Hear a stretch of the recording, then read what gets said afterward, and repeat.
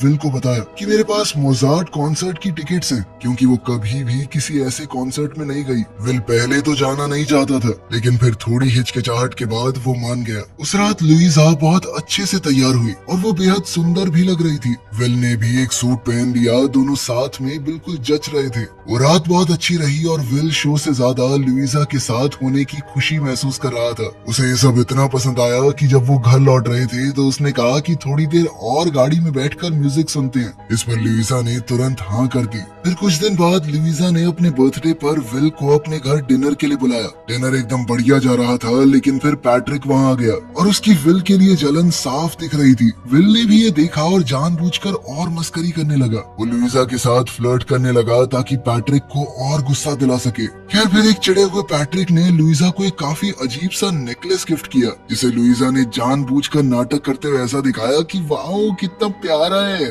जबकि विल ने उसके लिए एक खास स्टॉकिंग ली थी और लुइजा को वो सच में बेहद पसंद आई, इतनी कि वो खुशी से नाचने लगी।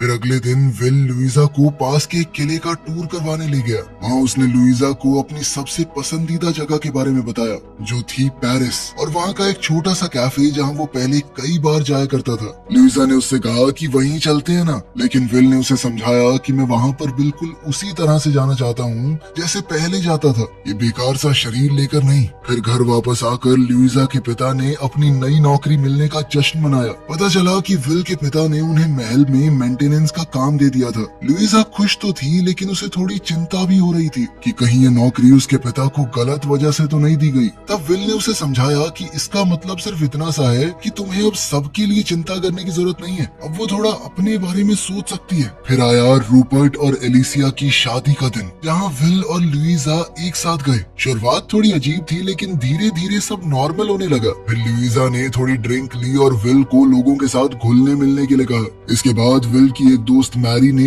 एलिसिया की बुराई करते हुए कहा कि उसने वक्त आने पर तुम्हें छोड़ दिया। उसने कहा कि विल एक खास इंसान है और लुइजा को खुश होना चाहिए कि उसे विल मिला। लुइजा भी उसकी इस बात से सहमत थी और ये दिखाने के लिए वो विल को डांस फ्लोर पर ले गई। लोग उन्हें देख रहे थे, लेकिन उन्हें किसी से कोई फर्क नहीं था। फिर रात का अंत हुआ जब विल सड़क पर व्हील चेयर को तेज भगा रहा था और लुइजा उसकी गोद में बैठी थी। वो दोनों साथ में हंसते हुए एंजॉय कर रहे थे। फिर अगले दिन विल की माँ को टेंशन हो गई कि वो पूरी रात बाहर था, और नेथन को भी ये बात सही नहीं लगी कि विल ने शराब पी थी। लेकिन दोनों ने एक बदलाव महसूस किया कि विल पहले से ज्यादा खुश लग रहा है। इसके बाद हम पैट्रिक और लुइजा को साथ में ट्रेनिंग करते हुए देखते हैं। दौड़ते हुए जब वो अपनी हॉलिडे प्लान कर रहे थे, तब लुइजा को याद आया कि उस वक्त तो मुझे विल के साथ रहना है, देखो तुम्हें अकेले ही जाना